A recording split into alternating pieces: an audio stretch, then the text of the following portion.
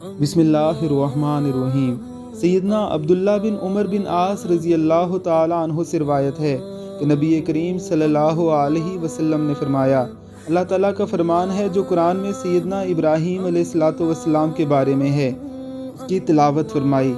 ربی انہن اضللن کثیرا من الناس فمن تبعنی فانہ منی ومن عصانی فانک غفور الرحیم۔ اے پروردگار، ان معبودان باطلہ نے بہت سے لوگوں کو گمراہ کر دیا ہے، تو جس نے میری تابع داری کی تو وہ مجھ سے ہوا اور میرا ہے، پھر جس نے میری اتباع سے اعراض برتا پھر تو غفور الرحیم ہے۔ اور پھر یہ آیت جس میں سیدنا عیسیٰ علیہ السلام کا فرمان ہے، ان تعذبہم فانہم عبادک وان تغفر لہم فانک انت العزیز الحکیم۔ اگر تو انہیں عذاب دے تو یہ تیرے بندے ہیں، اور اگر تو انہیں بخش دے تو غالب حکمت والا ہے۔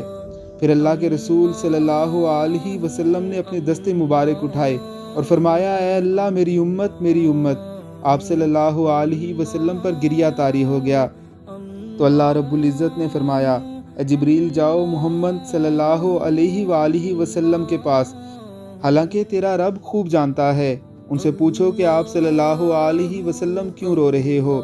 جبریل علیہ السلام رسول اللہ صلی اللہ علیہ وسلم کی خدمت میں آئے، اور جو آپ صلی اللہ علیہ وسلم نے فرمایا اللہ کو اس کی خبر دی، حالانکہ وہ اللہ سب سے زیادہ جاننے والا ہے۔